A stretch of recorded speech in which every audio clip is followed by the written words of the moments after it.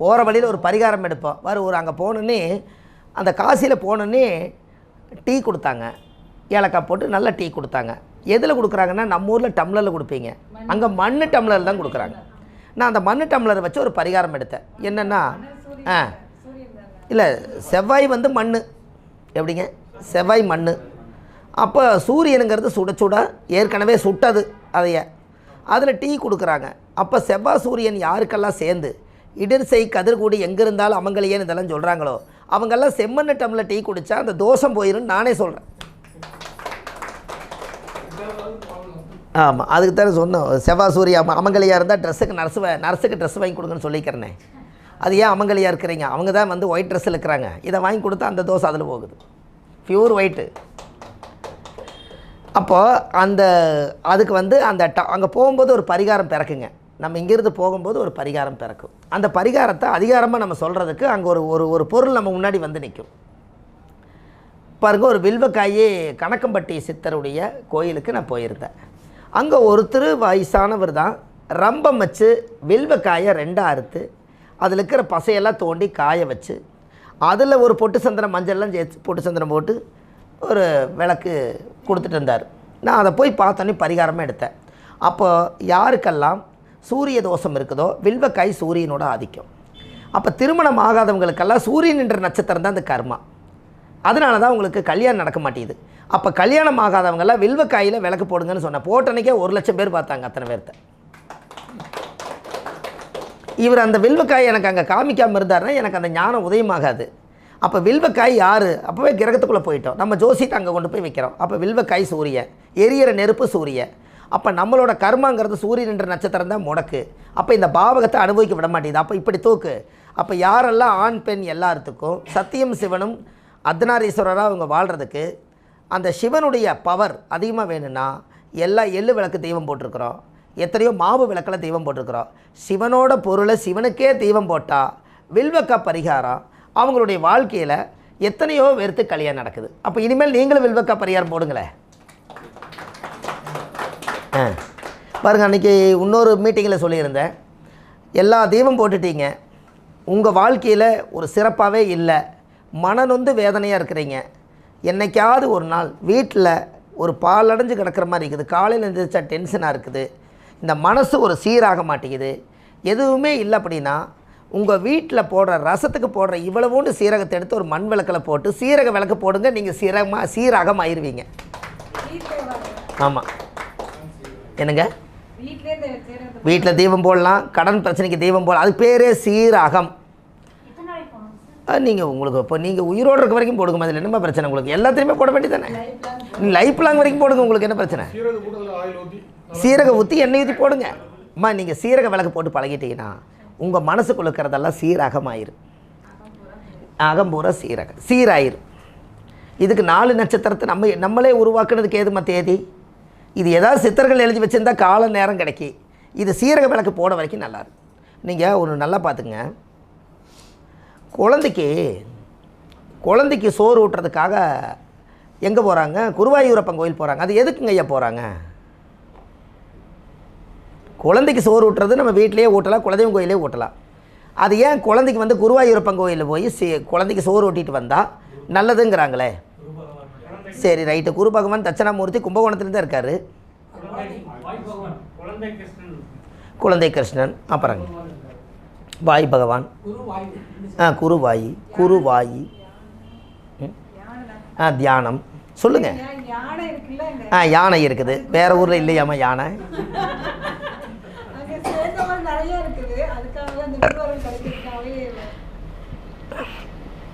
சொல்லட்டுங்களாம்மா?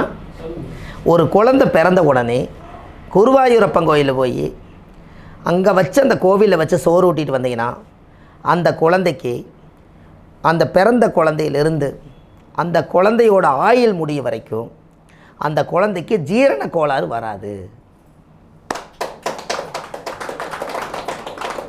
அவர் என்ன பண்ணுறாரு? அடி வயிற்றுலேருந்து எடுத்து புல்லாங்குழல் எடுத்து சீர்தீர்த்தமாக அவர் என்ன பண்ணுறாரு? புல்லாங்குழல் வாசிச்சுட்டு இருக்கிறார். அப்போ குடலில் இங்கிருந்து வருது. அப்போ அவர் புல்லாங்குழல் வாசிக்கும் போது எந்த ஓட்டையும் தடையில்லை, அப்படியே மகடி வாசிக்கிறார், தடையே இல்லாமல் இருக்குது. அதனால் இந்த உடம்புல வாய்க்குள்ளே இருந்து தொண்டையிலிருந்து எடுத்துட்டிங்கன்னா பூரா குடல் தான் இப்படி சுற்றி வருது. இத்தனைக்குள்ளேயும் சோறு போய் கடைசியில் ஆசன வாய்க்கு வரணும். எங்கேயும் தடை வரக்கூடாதுன்னு புல்லாங்குழலில் வச்சுக்கிறார். அதனால குழந்தைக்கு வந்து குருவாயூரப்பன் கோயிலில் போய் நீங்கள் சோறு ஊட்டினால் ஜீரண கோளாறு வராது. என்னங்க ஐயா, அதுக்கு தான் அந்த காலத்தில் அதை வச்சாங்க. அந்த புல்லாங்குழல் வந்து அதில் எத்தனை ஓட்டை இருக்குதுங்கம்மா? அப்போ நோய் எத்தனை மேடம்? அப்போ ஜீரண கோளாறுன்னு அது நோய் தானே. அப்போ அங்கே போய் நீங்கள் சோறு ஊட்டிட்டு வந்தால் அந்த நோய் தீர்ந்துருமல்ல. அதனால தானே புல்லாங்குழல் 6 ஓட்டை இருக்குது, நோய் தீர்தல்லன்னு இதுக்காக வச்சுருக்காங்க. சார் கிருஷ்ணர் வச்சே 2-3 கல்யாணம் பண்ணி வச்சுட்டேன். எப்படின்னு கேளுங்க. ஒரு மாப்பிள்ளை வந்து என்னை பார்த்தா எந்த பிள்ளையுமே பிடிக்க மாட்டேதுன்னு சொன்னார். நான் மயிலரகம் புல்லாங்குழலையும் கையில் எடுத்துகிட்டு போங்க, இந்த மயில் கிடச்சிரும்னு. அவர் புல்லாங்குழலையும் மயிலரகம் கையில் எடுத்துகிட்டு போன சோப்பில் வச்சுட்டு அந்த பொண்ணுக்கு மாப்பிள்ளை பிடிச்சி போச்சு. கல்யாணம் 3 கல்யாணம் நடந்துருச்சு. 3 கல்யாணம் 3 பேர்த்துக்கு ஒரே ஆளுக்கு இல்லை, ஒரே ஆளுக்கு இல்லைங்க. 3 மாப்பிள்ளையுமே இதே மாதிரி எடுத்துகிட்டு போய் ரெடி ஆயிடுச்சுங்கன்னு. ஏன்? கிருஷ்ணர் தலையில் என்ன இருக்குது, அவர் கையில் என்ன இருக்குது. அப்போ மகடி வாசித்தா பாம்பும் கூட படுக்கும், அப்படி பாம்பு கூட தூங்குமல்ல. அப்போது மயில் வந்துருச்சுங்கண்ணே. அப்போ இதெல்லாம் அந்த காலத்தில் மதி மயங்கின்னு சொல்லியிருக்கிறாங்களே இல்லையா. அப்போ அந்த மதி மயங்கி அப்போ அந்த மகடி வாசித்ததுக்கு அந்த ராதை கண்ணனே வந்திருக்காங்கங்கிற ஒரு பரிகாரமே இன்றைக்கி அவங்க ஒற்றுமையாக வாழ்கிறாங்க. இதெல்லாம் ஒரு பெரிய சிறப்பு தானுங்க ஐயா. அப்போ ஆதிகால பரிகாரங்கிறது இதெல்லாம் நான் சொன்ன ஆதிகால பரிகாரத்துக்கு நான் சொல்கிறதெல்லாம் உங்களுக்கு மேட்ச் ஆகுதுங்களாம்மா? ஆதிகால பரிகாரம்னு பேர் வச்சது சரிதானா? என்னங்க? ஏன்னா ஆதிகால பரிகாரம்னா ஆதியில் இருக்கிற பரிகாரமாக உலகத்தை கொண்டு வரணும். இது எல்லாம் 1330 பரிகாரத்தை உலகத்தை கொடுக்கலான்னு கொஞ்சம் கொஞ்சமாக எழுதிக்கிட்டு இருக்கிற வாய்ப்பு கிடச்சா ஒரு புக்காக வெளியில் வரும். அது எல்லோரும் ஒன்று வச்சுக்கிட்டா அதில் இந்த விஷயமெல்லாம் வருமல்லங்க. என்னங்க? ஒரு காலத்துக்கு ஒரு பொக்கிஷம். திருவள்ளுவர் 1330 குறளை எழுதி உலகத்துக்கு சமர்ப்பணம் பண்ணார். நம்ம ஜோதிட உலகத்துக்கு சமர்ப்பணம் பண்ணுவோம். நம்ம அந்த வள்ளுவர் வயிற்றில் பிறந்ததுனால நம்ம இதை செய்வோமேனு ஒரு எண்ணம். என்றைக்காவது ஒரு நாள் நம்ம விட்டுட்டு போகும்போது இந்த ஆதிகால பரிகாரம் 2-3 தலைமுறைகளுக்கு இப்படி சொல்கிறதுக்கெல்லாம் ஆள் இல்லாமல் போயிட்டாங்கன்னா பின்னாடி வர சந்ததிகளுக்கு எப்படி தெரியும்? அதனால் ஒரு வரலாறு பெற்று ஒரு புக்காக வடித்து வச்சுட்டா அன்றைக்கி அதை எடுத்து உலக மக்கள் பார்த்துக்கிட்டாங்கன்னா, வீட்டுக்கு ஒரு காலத்தில் பஞ்சாங்கம் இருந்தது, அதே மாதிரி வீட்டுக்கு ஒரு பரிகாரம் இருந்துட்டா மக்கள் ஏதோ ஒரு காசு இல்லாதவங்களும் கூட வறுமை உள்ளவங்களும் கூட இதை பச்சுங்கூட ஏதாவது பரிகாரம் தேடி அவங்க நல்லா வாழ்ந்துக்கலாம் பாருங்கள். பணம் இருக்கிறவங்க யாரோ ஒருத்தர் பிடிச்சி மேலே வந்துடுவாங்க. காசு இல்லாமல் வறுமையில் இருக்கிறவங்களுக்கு பரிகாரம் ஏதுங்க ஐயா? நம்ம பார்த்து கொடுக்குறதான் பரிகாரம். எப்படிங்க? அப்போது அந்த காலத்திலேயே இதெல்லாம் ஒரு காலத்தில் இந்த பரிகாரங்களை நீங்கள் எடுக்கிறது இனி நீங்கள் எப்படியெல்லாம் ஒரு இடத்துக்கு போனால் ஒரு பொருளை நீங்கள் இது பண்ணலாம் அப்படிங்கிறத அந்த விஷயத்தை நான் உங்களுக்கு சொல்கிறேன்.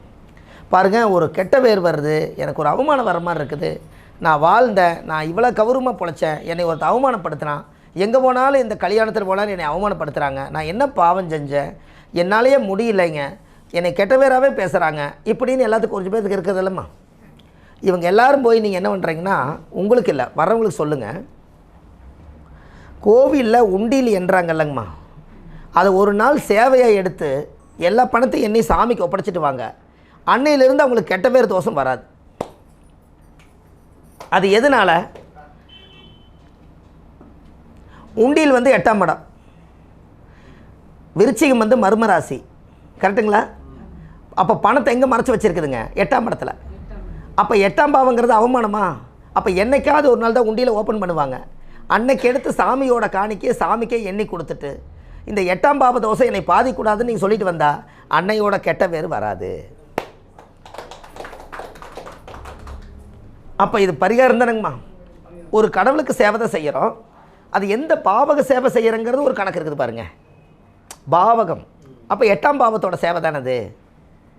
அப்போ நீங்கள் ஒரு கோயிலில் போய் சாப்பாடு வாங்கி சாப்பிட்டு கோயிலில் அன்றைக்கி சோறு போடுவாங்க.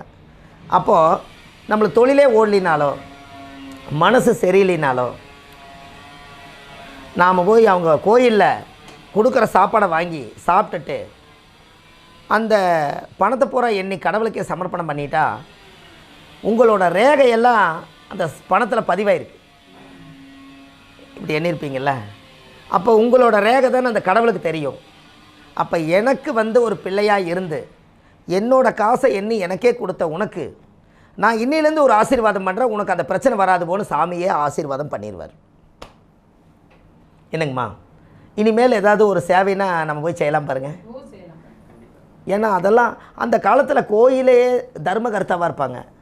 அவங்க தான் அந்த பணங்காசுகள் எல்லாம் வச்சுருப்பாங்க. அதையெல்லாம் இருந்து கொண்டு போய் கரெக்டாக ஒரு ட்ரஸ்ட்டுக்கு கரெக்டாக கொண்டு போய் சேர்த்துவாங்க. அவங்கெல்லாம் பாரம்பரியமாக பொழைச்சார், தர்மகர்த்தாவாக இருந்தார். அவருக்கெல்லாம் எந்த கெட்டவே இல்லையப்பா, நல்ல மனுஷனப்பா, அருமையான மனிதன், வாழ்ந்து பொழைச்சவர், இந்த கோயிலவே கட்டி காப்பாற்றார். இன்னும் ஏன் பேர் சொன்னாங்க, நாங்கள் கெட்ட பேர் வரல. ஏன்? கோயில் அவரோட கண்ட்ரோல் இருந்தது. அப்போ பணமும் அவரோட கண்ட்ரோல் தான் இருந்திருக்குது. 10 பைசா அவர் செலவு பண்ணல. அப்போது 8ஆம் பாவம் இதுதான். இதெல்லாம் உங்களுக்கு ஒரு ஒரு ஒரு பரிகாரமும் உங்களுக்கு அடுக்கடுக்காக வர்றது நல்லது தானே, நீங்கள் தெரிஞ்சுக்கிறீங்க பாருங்கோ. அப்போது அந்த அந்த அந்த ஜாதகத்தில் யார் ஜாதகமெல்லாம் 8ஆம் பாவம் அவமான தோஷம் நம்மளுக்கு வருதோ, அந்த அவமானத்தை நம்ம குறைக்கிறதுக்கு நீங்களே அப்படி கோயிலில் என்னால் பணம் என்ன முடியலைங்க, நான் வெளிநாட்டில் இருக்கேன், நான் அங்கே இருக்கேன் இங்கே இருக்கேன்னு சொன்னால், வீட்டில் ஒரு மண்ணுண்டியில் வாங்கி பூமிக்கு அடியில் புதைச்சி வச்சு டெய்லி கிடைக்கிற காசு சில்லற காசெல்லாம் போட்டு வச்சு அந்த உண்டியில் ஒரு நாள் உடைச்சி அப்படியே கொண்டு போய் கோயிலில் கொண்டு போய் இல்லாத ஏழைகளுக்கு சாப்பாடு வாங்கி தானம் பண்ணிட்டீங்கனாலும் கெட்ட பேர் வராது. ஏன்னா அந்த காசு அவங்களுக்கே போட்டு, அது 8ஆம் பாவம், அது கோயில் என்பது அது 8ஆம் பாவம். அந்த 8ஆம் பாவ தோசை அதோட போயிடும். அப்போ இதிலிருந்து அது ஒரு நிவர்த்தி ஆகுதுல்லவா. நம்ம பாட்டை என்ன சொல்கிறோம், 8ஆம் பாவத்தோட பொருள் எடுத்திங்கன்னா 8ஆம் பாவம் ஆயில் நட்டம், ஆபத்து, பொருள் நாசம், கெட்ட பெயர், அவமானங்கள், மறைக்கப்பட்ட உறுப்புகள், உயில் சொத்து, இது எல்லாமே 8ஆம் பாவம் தானேம்மா. அப்போ அந்த காலத்தில் பாருங்கள், நல்லா பாருங்கள், விருச்சிக வீடாம்மா 8, அதில் என்னென்ன நட்சத்திரம் இருக்குதுங்கம்மா? அது யாரோட வீடு? அப்போ செவ்வாய் வந்து பூமி. அப்போ செவ்வாய் ஒரு உண்டியில், செவ்வாய்னா ஒரு மண் உண்டியில் அந்த காலத்தில். அதில் ஒரு சின்னதாக ஒரு ஒரு ஒரு வாய் இருக்காம்மா. அப்போ 8ஆம் பாவம் ஆசன வாயா, அங்கே ஒரு வாய் வந்துருச்சா, இதுக்கு தான் அந்த உண்டியலுக்கு வாய். எப்படி அந்த உண்டியலுக்கு ஒரு வாய் வந்து பணத்தை போடுவீங்க, அப்போ ஆசன வாயு அந்த உண்டியலுக்கு ஒரு வாய், அதுக்குள்ளே தானே போட முடியும். ரைட்டு. அங்கே விசாக நட்சத்திரம் எங்கே இருக்குதுங்க, எத்தனாம் பாதம் இருக்குது? அப்போ 3 பாதம் துலாத்தில் இருக்குது. அந்த விசாகத்தில் இருக்கக்கூடிய ஒரு பாதம் இருக்குதுங்களா ஐயா? ஒரு பாதம் வந்து எங்கே இருக்குதுங்க? விருச்சிகத்தில் இருக்குது. அப்போ விருச்சிகத்துக்குள்ள குருன்னா பணமா? அப்போ அந்த விருச்சிகத்தில் கொண்டு போய் சேர்த்து வைங்கன்னு சொல்லிக்கிறாங்க. அதனால் குரு அங்கே வச்சுருக்கிறாங்களா இல்லையா? என்னங்க ஐயா? அப்போது அங்கே என்ன நட்சத்திரம் இருக்குது? அனுசம் இருக்குது. அடுத்தது அனுச நட்சத்திரம் யார்? சனியோட நட்சத்திரம். சனி என்பது யார்? மண், இருட்டு, மறைக்கப்பட்ட இடம். அதனால் உண்டியில் மறைச்சி வச்சுருக்காங்க. அதனால தான் 8ஆம் இடம் மறைவு ஸ்தானம்னு வச்சாங்க. அப்போ விசாகம், அனுசம், கேட்டைன்னு ஒன்று இருக்கு இல்லையா?